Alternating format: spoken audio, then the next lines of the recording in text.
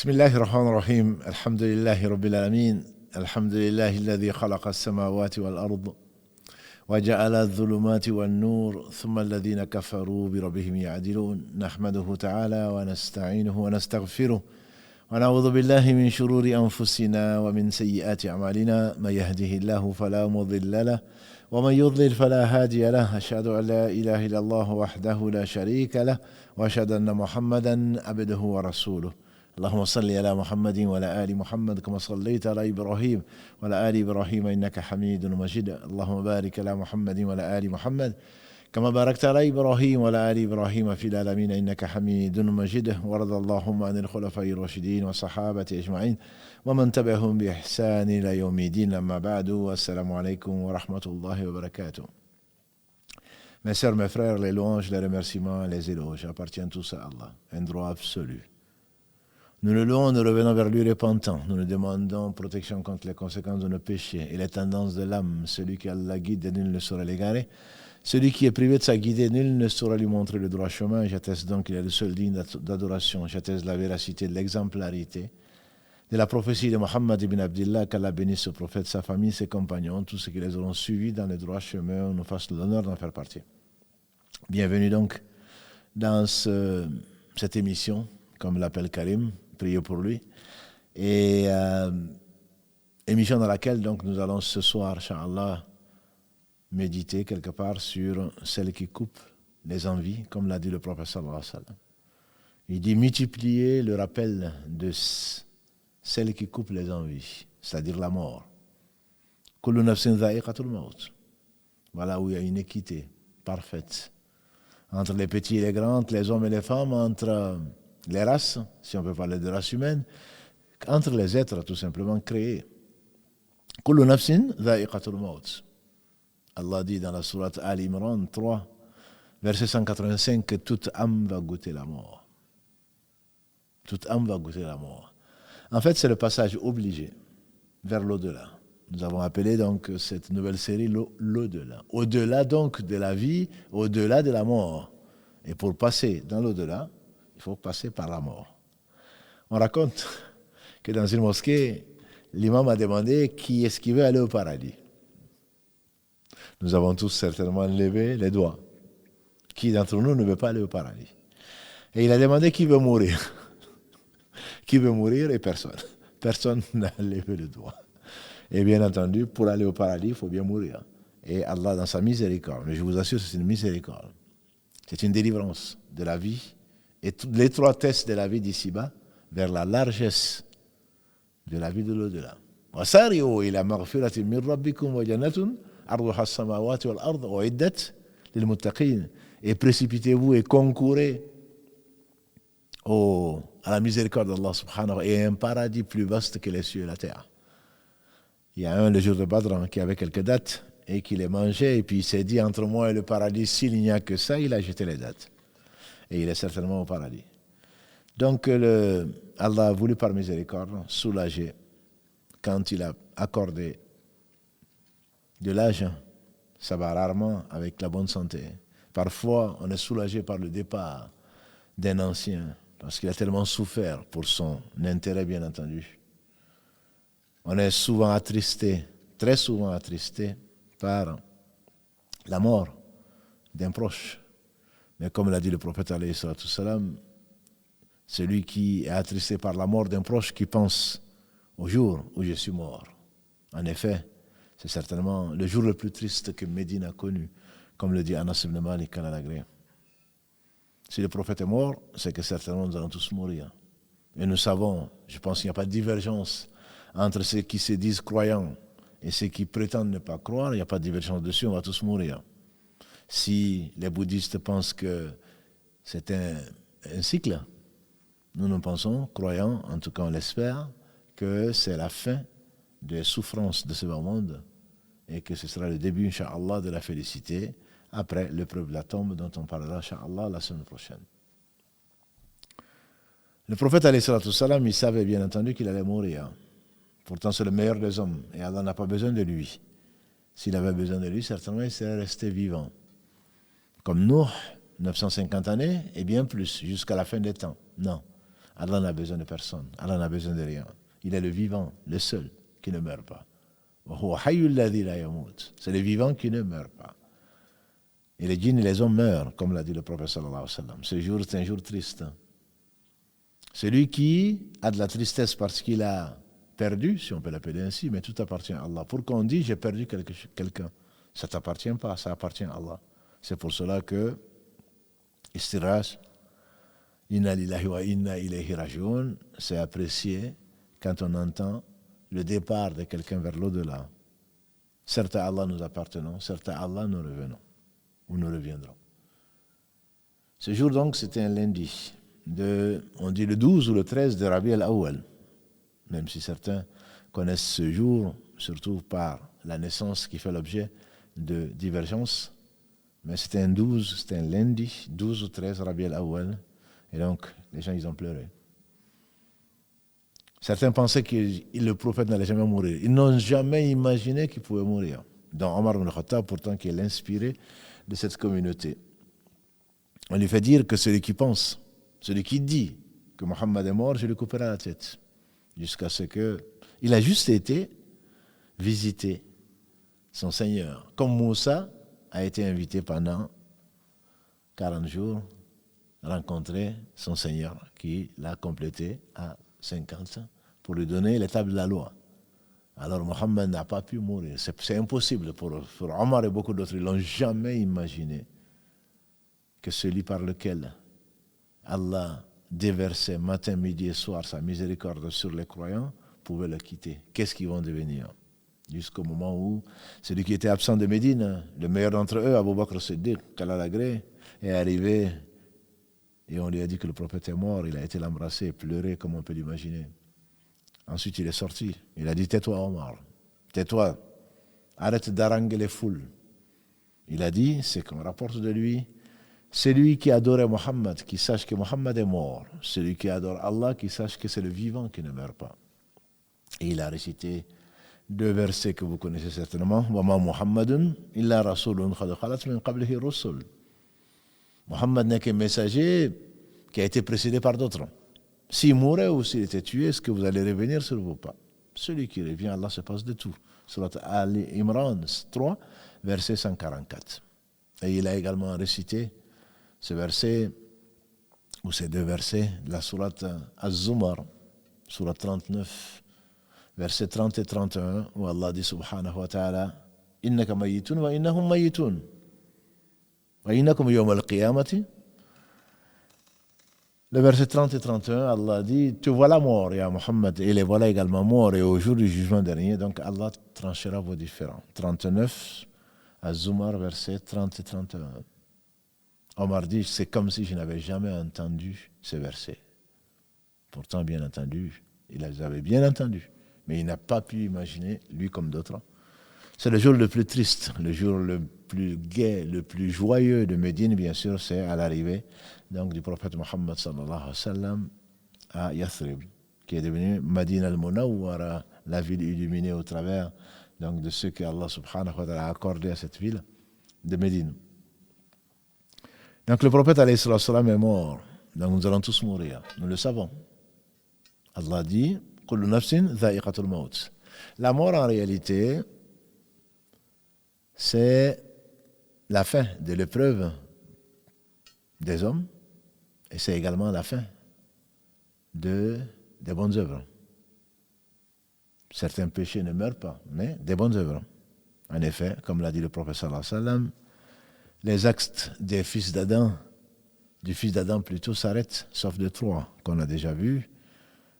Une science qu'il laisse et dont les gens profitent, un fils vertueux ou une fille vertueuse qui prie pour ses parents décédés, j'espère vivants aussi, et également une sadaqa jariyah, donc une aumône continue dont les gens profitent. Nous avons déjà fait donc, un épisode de samedi sur l'aumône continue.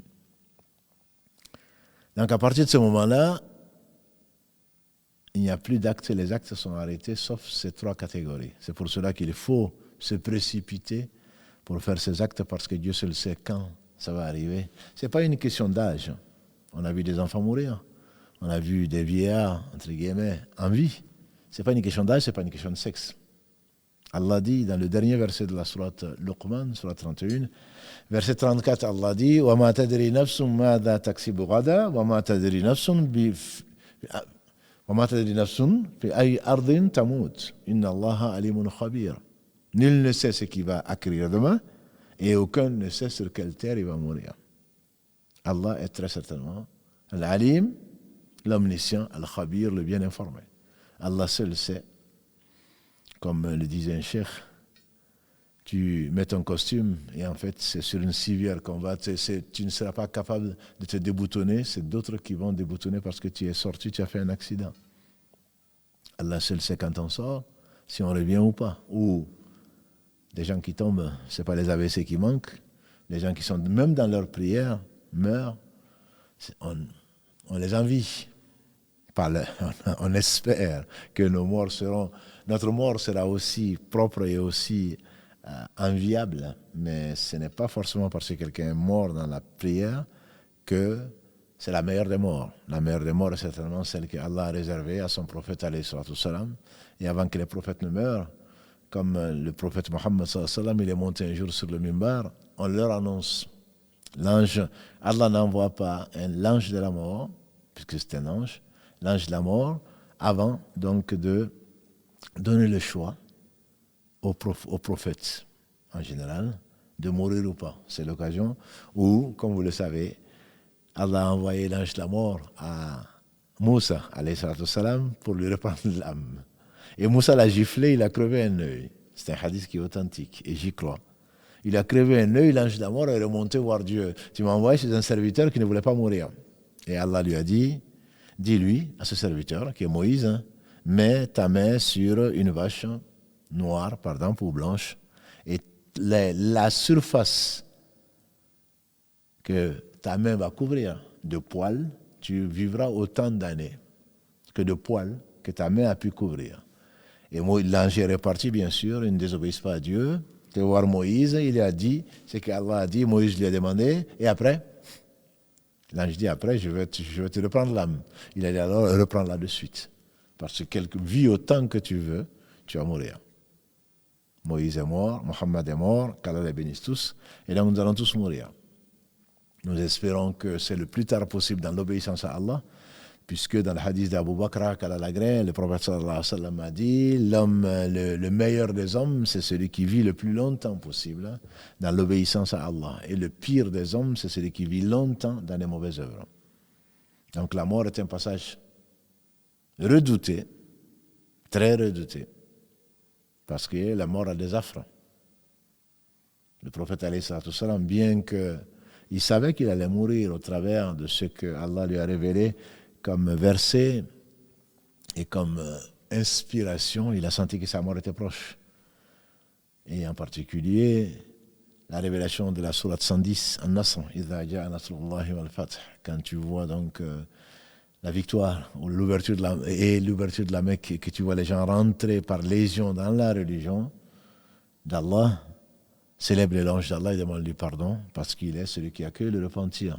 Puisque tu as été envoyé pour guider les gens comme miséricorde pour les univers, si les gens, ta mission est certainement terminée, une fois que tu verras les gens rentrer par légion, ça dit que ta mission est terminée. Et bien d'autres, comme le verset 3 de la sourate Al-Ma'ida, la sourate 5. Aujourd'hui, je vous ai parfait votre religion, vous ai agréé l'islam comme religion. Vous ai accordé tous mes bienfaits. On dit que quand le verset a été révélé à Arafat, donc le 9 Dhul Hijjah, de l'année 9, on dit qu'Abu Bakr a pleuré. Et on dit pourquoi? Il dit parce que tous les jours, on s'améliorait, on attendait des révélations d'Allah, de l'inspiration. Maintenant que la religion était complète, forcément, elle ne peut que décliner. Et donc Allah a donné le choix à Mohammed entre rester dans ce bas monde ou rejoindre son Seigneur.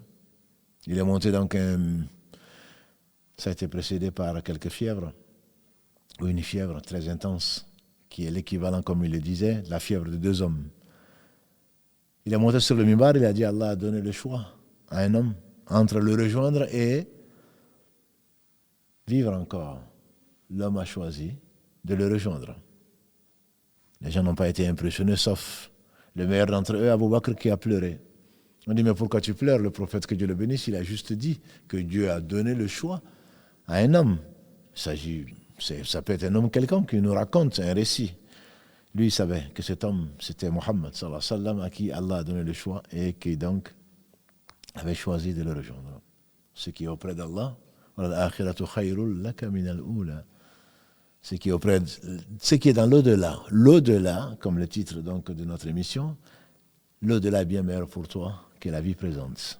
Et en effet, il est certainement plus jamais, comme le disait sa fille Fatima, qu'il a embrassé, qui était inconsolable, qui pleurait.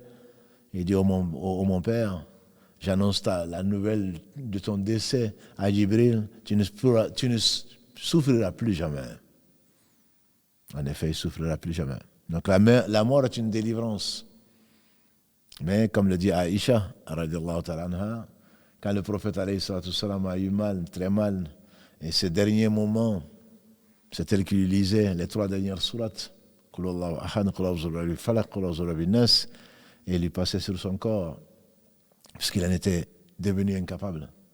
Et qu'Abdurrahman, le frère de Aïcha, passait par là, et Aïcha a vu que le prophète sallallahu alayhi wa sallam, dans son regard, désirait le siwak. Il désirait la brosse à dents, entre guillemets, le siwak, que le prophète alayhi wa sallam aimait tant, parce qu'il voulait avoir la bouche propre pour parler à son Seigneur. Il dit, si je ne craignais d'imposer à ma communauté une chose difficile, je lui aurais ordonné d'utiliser le siwak à chacune de ses ablutions.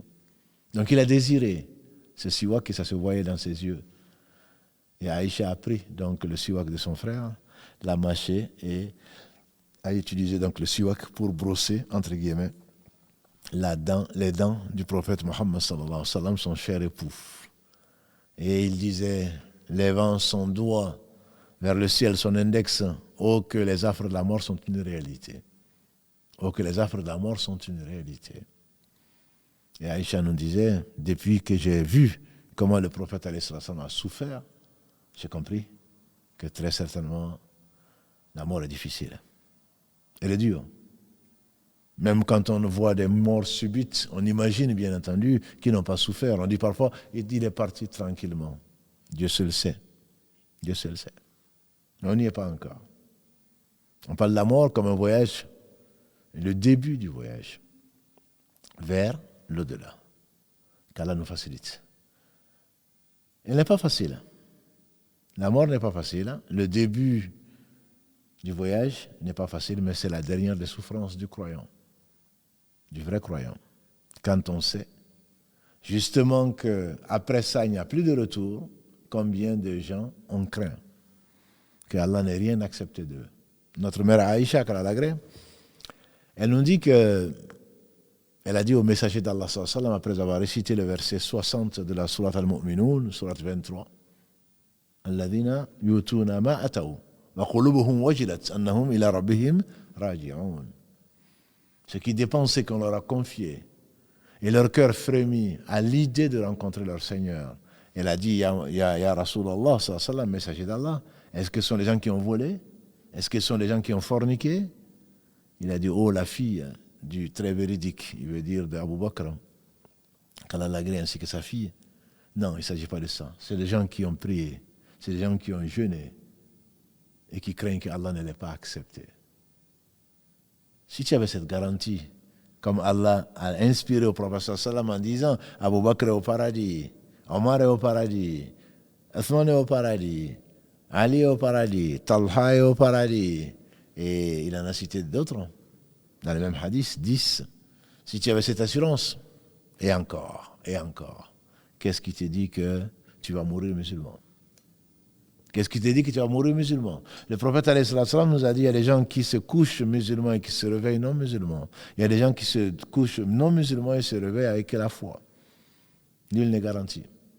Lui-même demande, ya muqallib al-qulub, thabbit qalbi ala dinik. Oh, toi qui détiens les cœurs, qui les renverses comme tu veux, qui les changements d'état, raffermis mon cœur sur ta religion. raffermis mon cœur sur ta religion. Nul n'est garanti de mourir musulman. Et c'est certainement la véritable perte. Voilà la véritable perte. Après avoir vécu ce que tu as vécu et ensuite te retrouver que tout ce que tu as fait, Allah a refusé. On connaît les 3 premiers combustibles de l'enfer, on en a souvent parlé de l'ostentation. Tu fais des choses, tu veux qu'on te félicite. Eh bien, on te félicitera dans ce bas monde, dans l'au-delà, tu n'auras que l'enfer. Celui qui a connu, appris le Coran par cœur, l'a révisé certainement de jour comme de nuit, il va venir au jour du jour dernier, il va dire qu'il a fait pour Allah, Allah va dire tu mens. Les anges diront tu mens, tu n'as fait ça que pour qu'on dise, voilà quelqu'un qui connaît le Coran par cœur, ceci a été dit, chez moi tu n'as que l'enfer. Un deuxième qui a fait la guerre, entre guillemets, au nom d'Allah, comme il l'appelle. Ce n'est pas la bonne traduction, mais c'est comme ça qu'ils appellent le djihad. Allah va lui demander, bien qu'il sache avant de l'avoir créé, pourquoi? Qu'est-ce que tu as fait plutôt de la vie que je t'ai donnée? Il va reconnaître les bienfaits. Ensuite, il va dire, j'ai combattu jusqu'à trouver la mort pour ta cause. Allah va dire, tu mens. Les anges diront, tu mens. Tu n'as fait ça que pour qu'on dise, voilà, quelqu'un de courageux. Donc, il est mort sur un champ de bataille, et pourtant, il est en enfer. Allah dit, traînez-le, la face contre terre, et jetez-le dans l'enfer. Le troisième, vous le connaissez, c'est quelqu'un qui a dépensé matin, midi et soir, et ils sont très peu nombreux, les riches, qui dépensent ce qu'on appelle fils sabilillah dans le chemin d'Allah. Et celui-là, Allah va lui demander également, qu'est-ce que tu as fait de ta vie? Il va reconnaître les bienfaits d'Allah, et j'ai dépensé matin, midi et soir pour ta cause. Allah va dire, tu mens, les anges disent, tu mens. Donc ce n'est pas l'apparence qui compte. Un de ceux à qui on a annoncé le paradis, Omar ibn Khattab, qu'Allah l'agrée. On sait qu'il a demandé à notre mère Salama, de même qu'à Hudayfa ibn Yaman, un compagnon, un confident du prophète sallam qui connaissait le nom des hypocrites. Il dit, je t'en conjure, par Allah, dis-moi si le prophète, que Dieu le bénisse, m'a cité parmi les hypocrites. Et pourtant, il était au paradis. La bonne nouvelle du paradis lui a été annoncée. D'ailleurs, au seuil de sa mort, quand il a été assassiné, qu'Allah l'agrée et le récompense pour ce qu'il a fait pour lui-même, en gouvernant les musulmans de son époque pendant 10 ans. Ibn Abbas, ce jeune savant, l'interprétateur du Coran, est venu le trouver. Il a dit au Amir al-Mu'minin, le prince des croyants,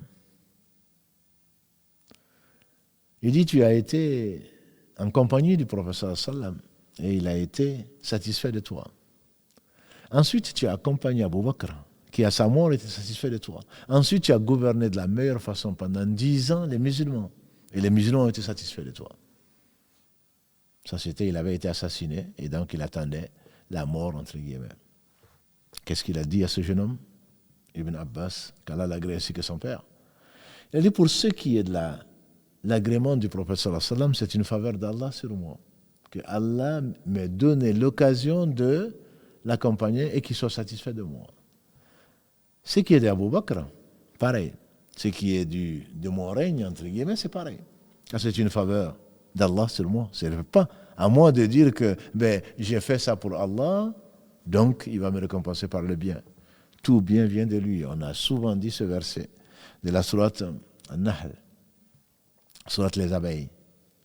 Verset 53, Allah dit « Wa ma bikum min ni'matin fa min Allah » Tout bienfait qui vous arrive, il ne faudrait pas l'oublier. Allah ne nous doit rien. Yamunnuna alayka an aslamu. Les Bédouins ont dit, ils te disent au prophète, comme une faveur de leur part, d'être devenus musulmans. Balillahi yamunnu alaykum an hadakum lil iman. Dis-leur, c'est Allah qui a vous rappelé cette faveur, qui vous a guidé vers la foi. Et ensuite, qui a embelli dans vos cœurs, qui vous a fait détester les choses blâmables et la mécréance.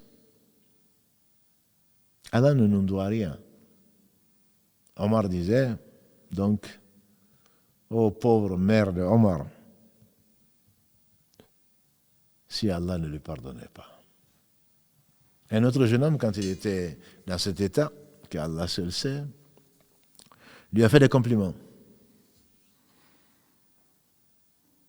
Il a fait des compliments.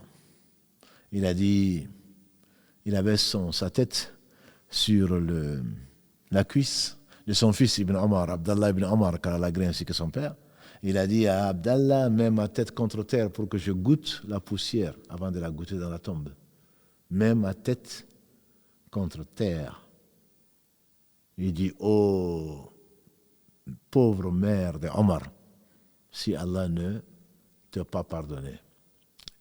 J'aurais souhaité que tout ce que vous comptez comme bonnes actions soit égal à mes péchés, pour que Allah ne me châtie pas.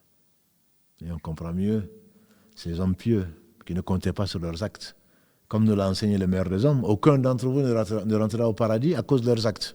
À cause de ses actes. Ils ont dit, même toi, il dit, même moi, si Allah ne me fait pas miséricorde. Même moi, si Allah ne me fait pas miséricorde. Et voilà donc ces hommes qui craignaient Allah. وَلِمَنْ خَافَ مَقَامَ رَبِّهِ جَنَّتَانِ.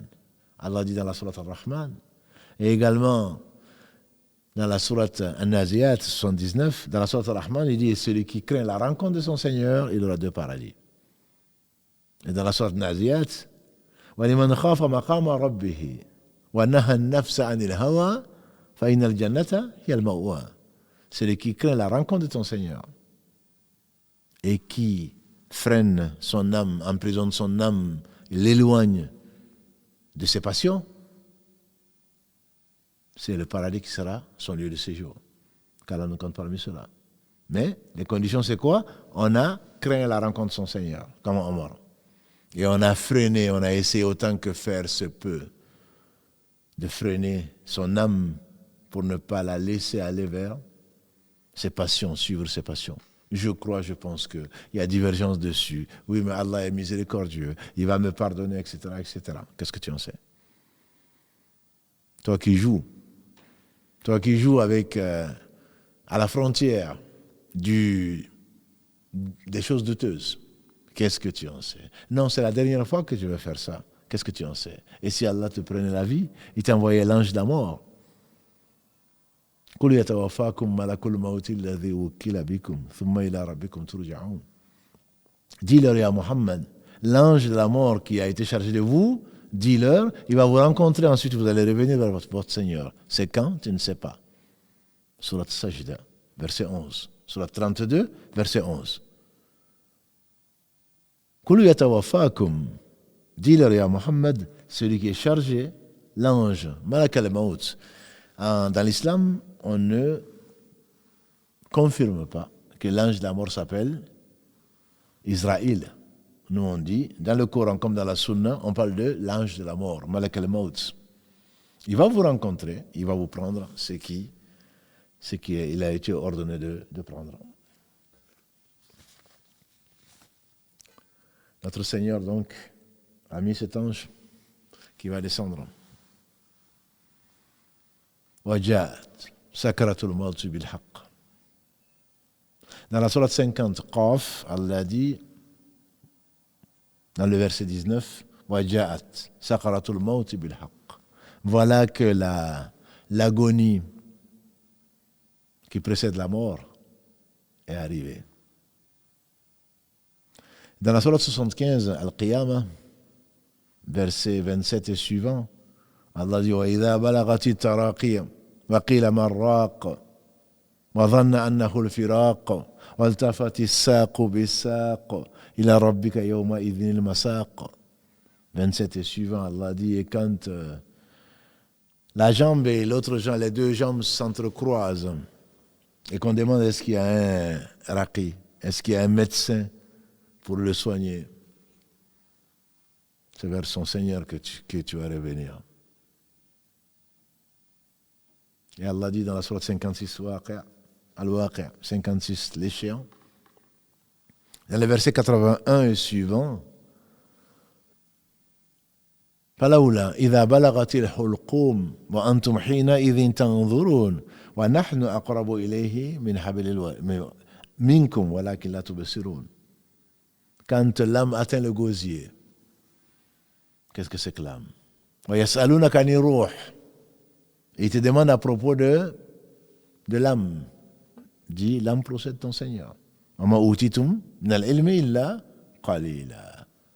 De science, il ne vous a été accordé que très peu.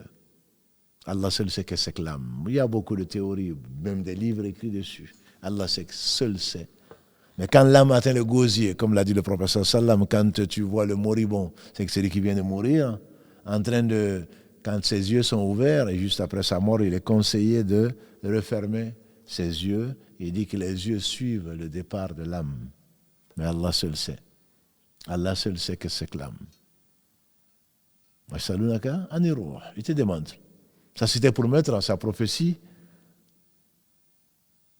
en test. Est-ce que c'est un prophète ou pas? Seul un prophète aurait pu répondre. Allah lui répond, dis-leur.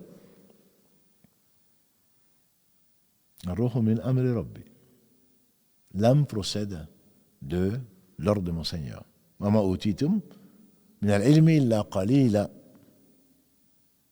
Allah le dit dans la sourate Al-Isra, sourate 17, verset 85. On va t'interroger sur l'âme, dis-leur, Ya Muhammad, tu ne peux dire que ce qui t'a été révélé. Tu es un homme sincère, tu n'es pas un menteur, tu n'inventes pas. Quand tu ne sais pas, tu ne sais pas. Si Muhammad sallallahu alayhi wa sallam n'a pas à dire ce qu'il ne sait pas, comment nous pouvons dire ce que nous ne savons pas? Il ne vous a été donné de science que très peu. D'ailleurs, son frère, Moïse, alayhi salam, paix sur lui, quand il était avec l'homme vert, quand deux oiseaux où l'oiseau s'est mis sur le rebord du bateau, où il avait fait des brèches, que vous retrouvez dans la sourate 18, Al-Kahf, verset 60 et suivant, quand l'oiseau est venu prendre 2 gorgées d'eau, on peut imaginer que c'est un microlitre, même pas un millilitre. L'homme vert a dit à Moussa, Ya Moussa, vois-tu la science que Allah t'a donnée, c'est-à-dire dans la Torah, les tables, les 10 commandements, ou les 9 commandements selon nous, et la science qu'il m'a donnée, c'est-à-dire la science, l'explication des choses secrètes, par rapport, les deux réunis, par rapport à la science d'Allah, c'est pas plus que ces 2 gorgées que l'oiseau vient de prendre par rapport à l'étendue de la mer. Nous n'avons reçu de science que très peu. Quand on parle de savant, on devait vraiment être modeste et appeler ça avec un petit S. Allah, il est le seul savant, Al-Alim. Et donc je disais que les anges, l'ange de la mort, quand on va arriver donc au moribond, quand l'âme atteint le gosier. Le prophète alayhi salam, dans un hadith très connu, très long, rapporté entre autres par l'imam Ahmad, c'est un hadith qui est authentifié par les savants du hadith. Al-Barra ibn Azib, c'est celui qui rapporte différentes versions de ce hadith.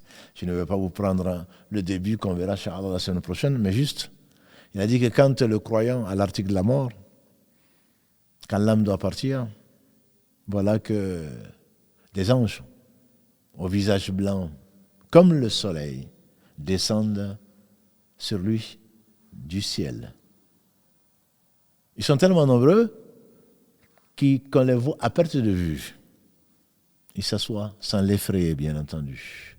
Quand ses parents sont en train de pleurer, certainement, et ils sont en train de descendre, et lui, j'espère qu'il se réjouit. Parce que le prophète alayhi salam a dit ailleurs qu'Allah aime la rencontre de celui qui aime le rencontrer. Ils ont dit, notre mère Aïcha, c'est elle qui rapporte ce hadith, qu'Allah l'agrée, elle dit, Ya Rasulallah, on a tous peur de la mort. Comment on peut aimer rencontrer Allah? On a tous peur de la mort. Il dit, non, ce n'est pas de ça dont il s'agit. Quand Allah aime quelqu'un, quelqu'un aime la rencontre d'Allah, donc les anges descendent, disent à Barra ibn Azib, visage éclatant, visage blanc comme le soleil. Et ils s'assoient donc non loin de là avant qu'elle apparaisse. Ils descendent avec un linceul du paradis et un parfum, le meilleur parfum du paradis. Ils descendent sur cet homme, ils se mettent non loin de là. Et voilà que À ce moment, l'ange de la mort descend. L'ange de la mort descend et il lui passe le salam, bien entendu, et il lui dit, ô âme apaisée, sors de ton corps vers l'agrément d'Allah et sa miséricorde. C'est un peu en rapport avec les derniers versets de la sourate 89 Al-Fajr, 28 et suivants jusqu'à la fin. Ya ayyatuha nafs mutama'inna irji'i ila rabbiki radiyatan mardiya fadkhuli fi ibadi wadkhuli jannati. Ô âme apaisée, ô âme bienveillante, ô âme pieuse, retourne vers ton Seigneur, agréé et que tu agrées. Rentre parmi mes serviteurs que j'ai choisis, rentre dans mon paradis. Et donc à ce moment, a dit le prophète sallam, l'âme sort comme d'une facilité, comme une goutte d'eau sortirait d'une gourde.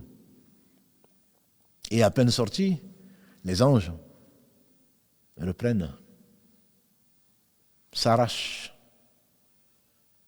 se bousculent pour prendre cette âme, pour la mettre dans un linceul parfumé de l'odeur du paradis. Et les anges dans le ciel, à peine l'âme sortie, que les anges du ciel et les anges entre le ciel et la terre, tous se mettent à prier pour la miséricorde pour cette âme. C'est rassurant. On a vu le verset 30 de la sourate Al-Fussilat. Inna alladhina qalu rabbuna Allahu thumma istaqamu tatanazzalu alayhimul malaikatu alla takhafu wa la tahzanu wa abshiru bil jannati allati kuntum tu'adun. Ceux qui ont dit notre Seigneur et Allah ensuite sont restés droits. Et comme l'a dit le prophète sallallahu, combien ont dit notre Seigneur Allah ensuite ils ont dévié. Ceux qui ont dit notre Seigneur Allah ensuite ils sont restés droits sur le droit chemin, celui que l'on demande au moins 17 fois par jour, ihdina siratal mustaqim, qui sont restés sur le droit chemin, tatanazzalu alayhimul malaika. Les anges descendent sur eux, on dit au moment de la mort, Allah takhafu wa la tahzanu. Ne craignez rien et ne soyez pas tristes. Nous étions nous vous annonçons la bonne nouvelle du paradis qui vous avait été promis. Qu'Allah nous compte parmi ses habitants. Donc ils assurent, ils apaisent, n'aie aucune crainte ton Seigneur aujourd'hui. Le prophète alayhi salatu nous a dit, Allah n'a pas réuni deux craintes dans un cœur, ni deux quiétudes dans un cœur. Celui qui craint son Seigneur dans cette vie, Allah va le rassurer dans l'au-delà. Celui qui ne craint pas son Seigneur dans cette vie, alors certainement, il aura à le craindre au jour du jugement d'ailleurs. Et donc ces anges vont mettre son âme dans un linceul parfumé du meilleur parfum. Et ils vont rencontrer les anges, puisqu'entre le ciel et la terre, ce ne sont pas les anges qui manquent.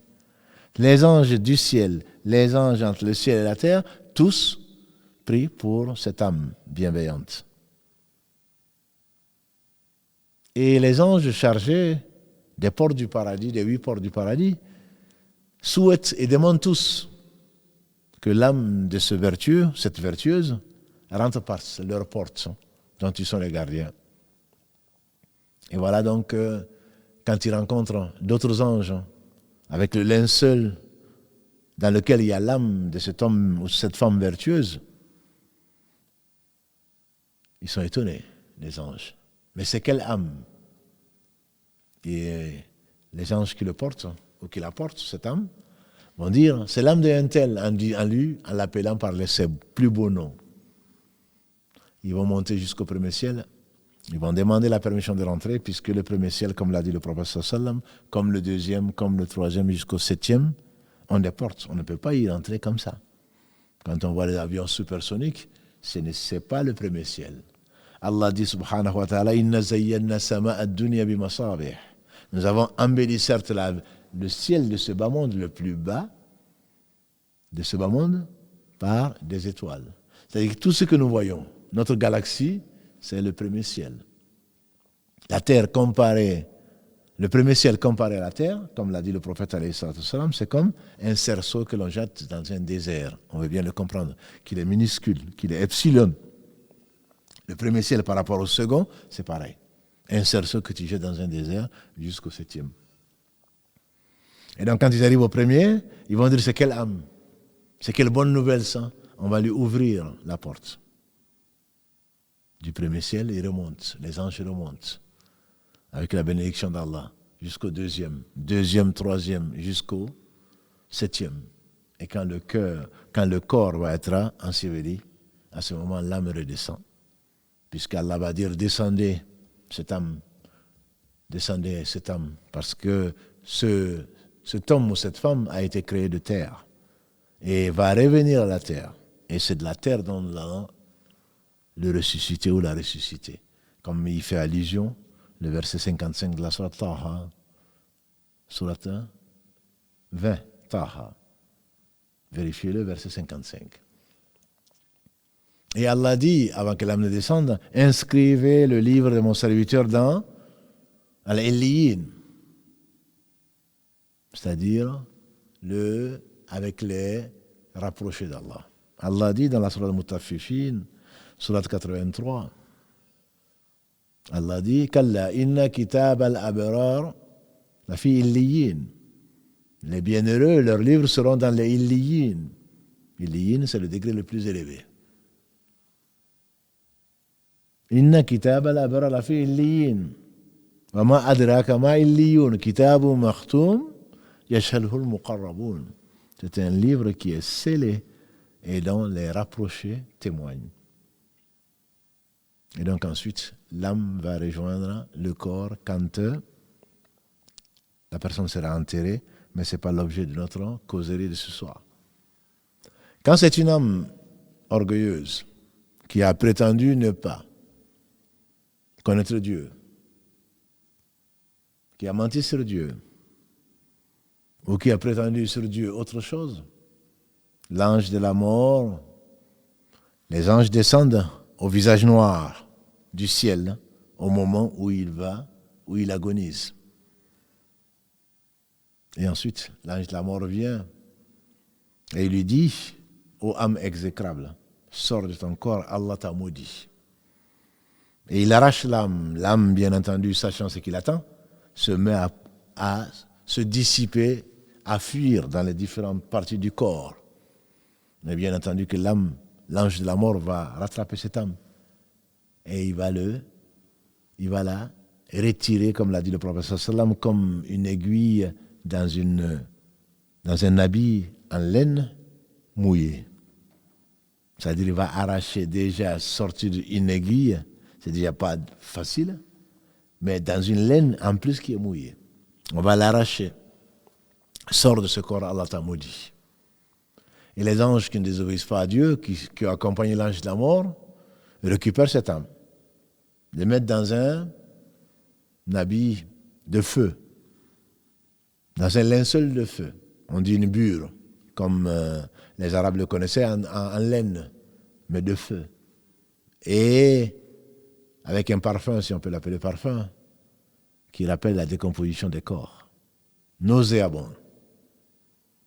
Ils vont l'arracher de la main de l'ange de la mort, ils vont le mettre donc dans ce linceul dur de feu, et ensuite qui sent mauvais. Quand ils vont monter, et ils vont monter, quand ils vont rencontrer les anges qui vont dire, mais c'est quoi cette mauvaise odeur?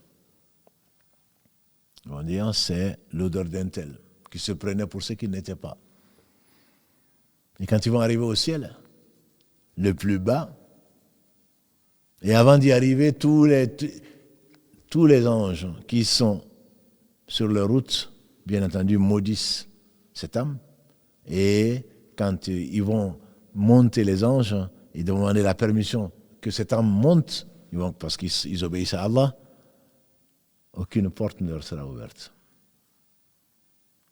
C'est ce qu'Allah subhanahu wa ta'ala, le prophète alayhi salam, dans ce hadith, il nous dit, il en est ainsi, et il a récité le verset 40 de la sourate A'raf, la sourate 7, les limbes.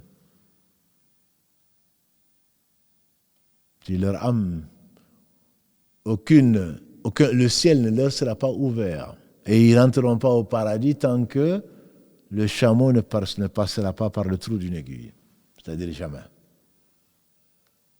Et ensuite, puisque l'âme n'est pas autorisé à monter, alors on va jeter l'âme de la galaxie sur la Terre. L'âme sera jetée. Et il a récité, le prophète alayhi salatu salam, le verset 31 de la sourate Al-Hajj, sourate 22. Où Allah dit subhanahu wa ta'ala en substance, celui qui associe à Allah. Aman yushrik billah. Ka'annahu, celui qui associe à Allah. C'est comme si il était jeté du ciel et que les oiseaux viennent le happer. Si on a fait des cauchemars, ceux d'entre nous qui ont fait des cauchemars et qui se sentent comme dans le vide, on imagine déjà la douleur. Déjà rentrons dans un ascenseur qui descend vite. On a déjà cette tendance, comme si l'âme montait dans le gosier, qui rappelle la mort. Déjà.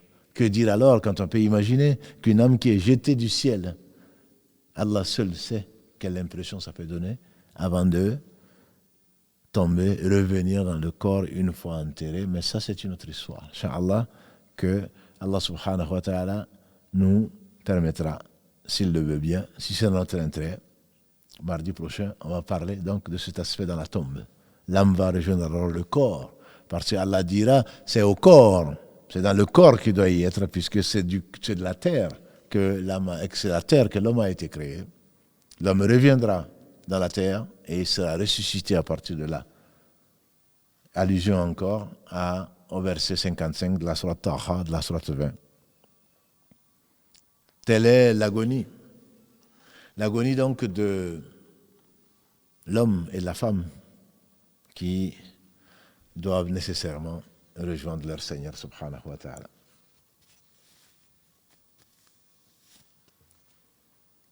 Après l'agonie, je disais, il faut fermer les yeux, a dit le prophète sallallahu alayhi wa sallam. Après l'agonie, après la mort, constater. Également, on recouvre le corps, c'est ce qui est conseillé. Mais avant l'agonie, il faudrait que le croyant soit dans la position de l'espoir, beaucoup d'espoir. Qu'il règle bien entendu ses dettes et qu'il règle autre chose, qu'il demande pardon à ce qu'il peut. Un jour meilleur qu'aujourd'hui, le professeur Salam est passé à côté d'un jeune homme, il a dit, qui était à l'agonie, il a dit, comment tu te sens? Il dit, je me sens avec beaucoup d'espoir, rencontrant un Seigneur miséricordieux, en même temps j'ai peur des conséquences de mes péchés. Le prophète alayhi salam lui a dit, personne n'est dans cette position sans que Allah ne lui pardonne. En effet, Ibn Qayyim disait, la foi c'est comme un oiseau, 2 ailes et un cœur. L'oiseau a 2 ailes et un cœur. Il a dit les 2 ailes, c'est l'espoir et la crainte. Mais les savants sont unanimes pour dire qu'on doit craindre Allah quand on est vivant, en bonne santé, et quand on est dans cette position de faiblesse, au moment de la mort, on doit avoir beaucoup d'espoir. Et ça, c'est l'espoir et la crainte, les 2 ailes de l'oiseau. Quant au cœur de l'oiseau, c'est l'amour. L'amour d'Allah parce qu'on le connaît. Parce qu'il a été si miséricordieux avec nous dans ce bas monde, comment désespérer de sa miséricorde? C'est lui qui dit dans la sourate Az-Zumar, 39, verset 53, قُلْ يَا عِبَادِيَ الَّذِينَ أَسْرَفُوا عَلَى أَنفُسِهِمْ لَا تَقْنَطُوا مِنْ رَحْمَةِ اللَّهِ إِنَّ اللَّهَ يَغْفِرُ الذُّنُوبَ جَمِيعًا إِنَّهُ هُوَ الْغَفُورُ الرَّحِيمُ. Dis-leur, ya Muhammad, dis-leur, ô mes serviteurs qui sont faits outragement tort, jamais ne désespérez de la miséricorde d'Allah, surtout pas au moment de mourir. Allah pardonne tous les péchés. Allah, il est le miséricordieux, le pardonneur. N'a-t-il pas pardonné à quelqu'un qui a tué 100 personnes? Or, tuer une seule personne, c'est comme si on avait tué l'humanité entière. Comme Allah le dit dans la sourate Al-Ma'idah, sourate 5, verset 32, à propos des 2 fils d'Adam, l'un Caïn qui a tué Abel. La vie est sacrée dans l'islam. La vie est sacrée. C'est la première des choses sacrées dans l'islam, même avant la religion. Mais quelqu'un qui a tué 100 personnes, qui est revenu vers Allah repentant, grâce à Allah, Allah lui a quand même pardonné, il est rentré au paradis. L'histoire est belle et longue, vous la connaissez certainement. Donc beaucoup d'espoir au moment de la mort. En même temps, les affres de la mort dont on a parlé, certains savants, dont Omar ibn Abdelaziz, le petit-fils d'Omar ibn Khattab, qui a été un calife de l'islam, on lui dit, je ne demande même pas à Allah d'alléger ma souffrance, parce que c'est les dernières occasions pour que Allah me pardonne, puisque le professeur Hassan nous a dit, il n'y a pas un mal, une souffrance, depuis la piqûre d'une épine jusqu'à un souci matériel qui touche un croyant sans que Allah par là ne lui enlève un péché ou ne l'élève en degré. Et donc les affres de la mort sont là pour, entre guillemets, finir de purifier cette âme. Et ne pense pas que tu ne fais pas de péché. Allah dit dans la sourate 16, Al-Nahl, verset 61, comme dans le verset 45 de la sourate 35, Al-Fatir, si Allah s'en prenait aux gens pour ce qu'ils ont fait comme péché, il n'aurait pas laissé sur la terre un seul être humain. Un seul être humain. Donc Allah subhanahu wa ta'ala nous pardonne. On ne peut compter que sur ce pardon pour entrer au paradis, comme l'a dit le prophète sallam, aucun d'entre vous ne rentrera au paradis à cause de ses actes. Même toi, il dit même moi. Donc une fois que cet espoir est là, et du courage. C'est une grande fitna. C'est un moment délicat, l'agonie. Satan va se présenter à toi en disant, tu as passé ta vie, tu as tout perdu. Maintenant, mais crois, ou crois autre que Allah pour que tu sois sauvé.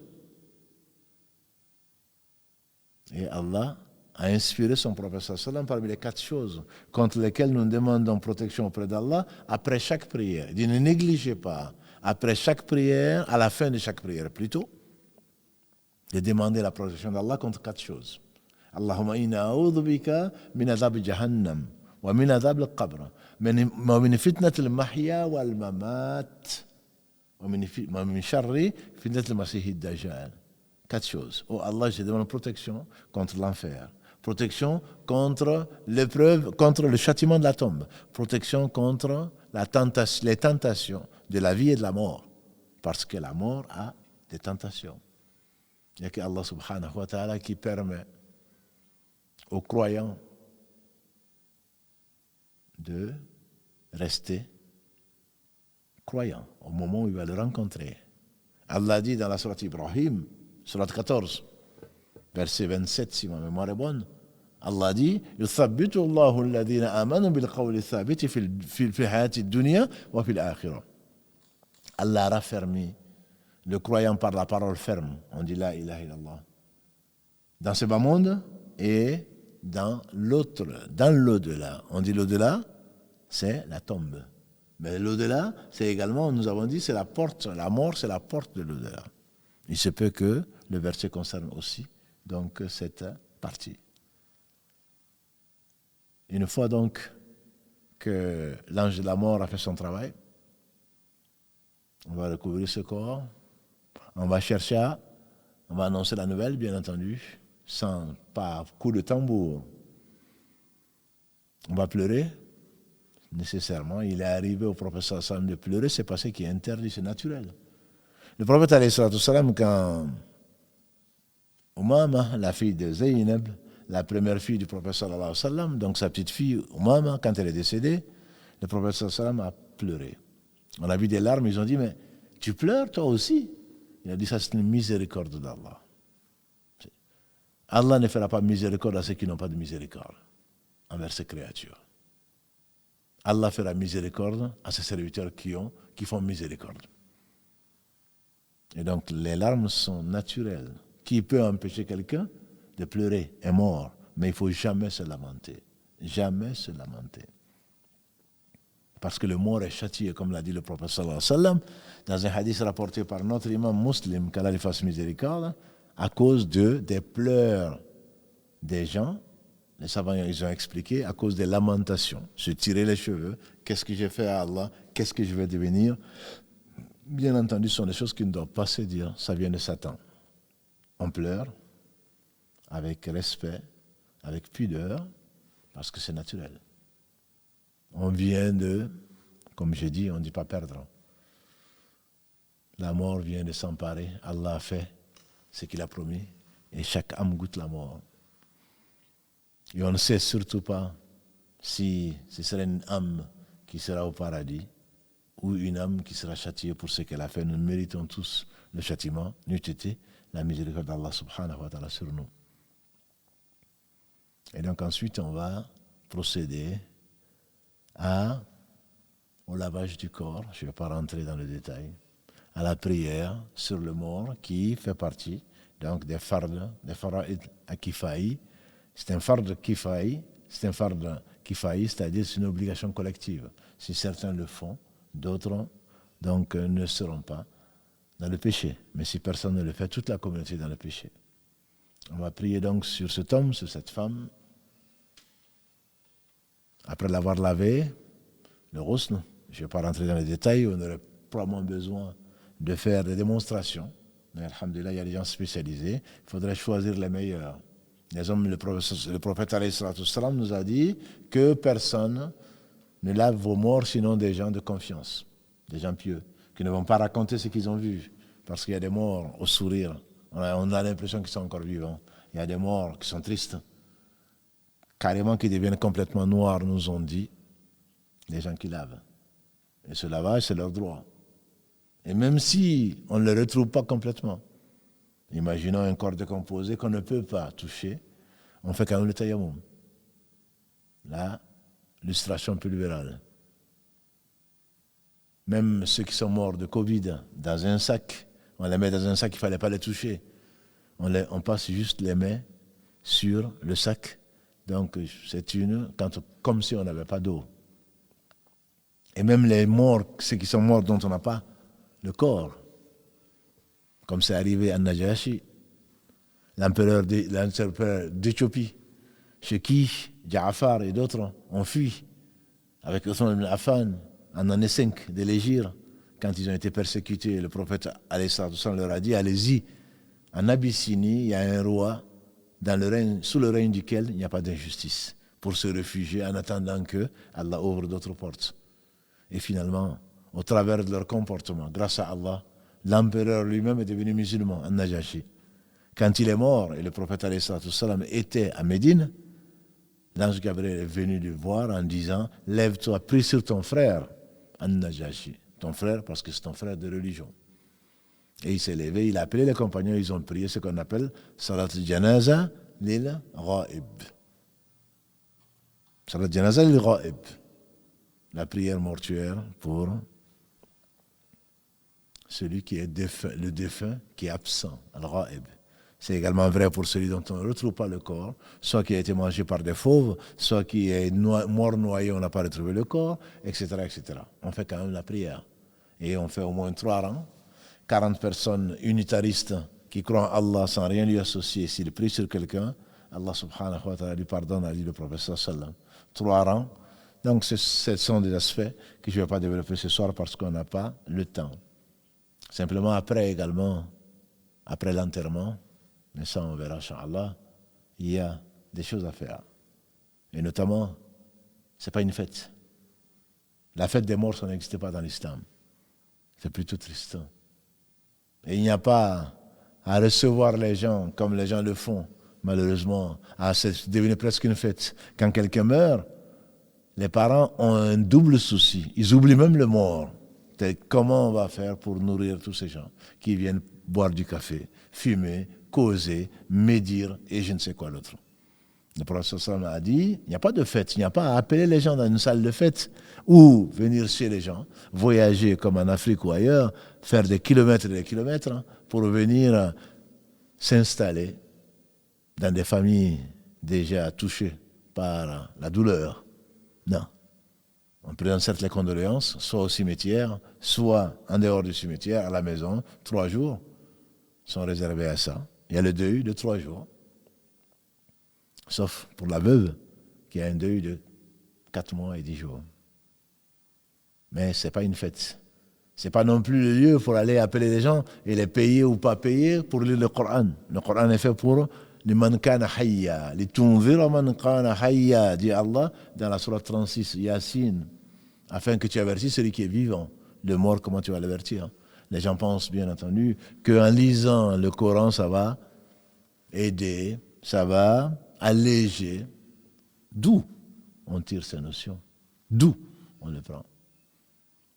Alors on va attendre le 3e jour pour faire une sadaqa. Oui, on doit faire des sadaqa pour les morts. On donne aux pauvres, mais ce n'est pas le 3e jour. Ce n'est pas le 7e jour, encore moins le 40. Le 40e, comme on le fait. Absolument aucune preuve scripturaire ne nous amène à faire des dons particuliers, à un séjour particulier, 3e, 7e, 40. Et même maintenant, les anniversaires. Chaque année, il faut que les gens se réunissent pour faire. Ça, tu ne penses qu'à ton mort, surtout à ton père et ta mère, qu'une fois par an, comme un anniversaire. Non, certainement pas. On doit y penser chaque fois que Allah le veut. Et on verra, Inch'Allah, si Allah subhanahu nous le permet. Il nous reste encore beaucoup de choses à faire pour nos morts. Donc la mort, elle est belle. Il faut y passer. Allah est sage. C'est la frontière où on rentre dans l'au-delà, qu'on espère. On prie Allah subhanahu wa ta'ala que l'au-delà soit bien meilleur pour nous que la vie de ce bas monde, même si nous n'avons pas à nous plaindre dans ce bas monde, avec tout ce qu'Allah nous a donné. Mais néanmoins, il faut préparer cette mort qui est subite. Elle est connue pour être subite, la mort. Nul ne sait où et quand il va mourir. Et par conséquent, on se doit de ne pas attendre, comme le disait Ibn Omar Kalalagré ainsi que son père, quand tu es au matin, n'attends pas le soir pour faire du bien. Quand tu es au soir, n'attends pas le matin. Prends pour ta vie pour quand tu seras mort. Et sur ta santé pour quand tu seras malade. Donc la mort est nos aguets. Il n'y a pas d'âge, il n'y a pas de sexe, il n'y a pas de moment, il n'y a pas de pays. Allah a gardé ceci, fort heureusement. Allah a gardé ceci dans le secret. On saurait qu'on va mourir tel jour à tel endroit. Et pour terminer, on raconte l'histoire de Suleiman, alayhi salam. Le prophète Suleiman, Allah lui a donné, le vent était à sa disposition. En un jour, il parcourait la distance d'un mois. Et on dit que Suleiman était là un jour, et voilà que il était avec un de ses ministres. Et il y a un homme qui a fait son apparition, qui regardait le ministre bizarrement. Et le ministre, quand l'homme est parti, le ministre dit à Suleiman, mais c'est qui ça? Il dit, ça c'est l'ange de la mort. Il dit, l'ange de la mort? Oui, c'est l'ange de la mort.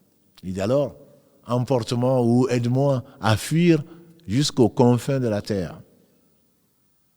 Et Suleiman qui joue le jeu, avec un tapis, paraît-il, et le tapis le transporte loin de là, très loin de là, à des milliers de kilomètres de là.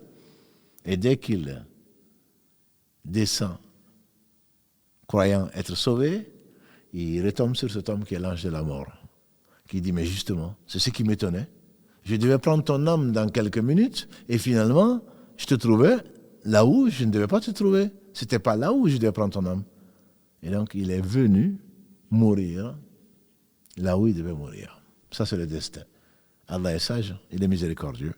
Qu'il soit béni, il est béni par lui-même. Qu'il bénisse le prophète Mohammed, qu'il a rappelé pour son bien, le jour le plus triste au monde. Qu'il bénisse sa famille, ses compagnons et tous ceux qui les auront suivis dans les droits chemins et nous fassent l'honneur d'en faire partie.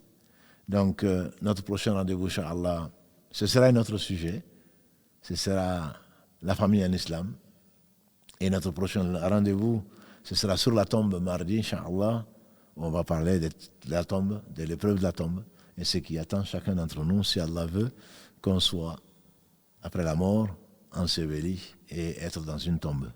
سبحانك اللهم وبحمدك أشهد أن لا إله إلا أنت أستغفرك وأتوب إليك سبحان ربك رب العزة عما يصفون والسلام على المرسلين والحمد لله رب العالمين والسلام عليكم ورحمة الله وبركاته.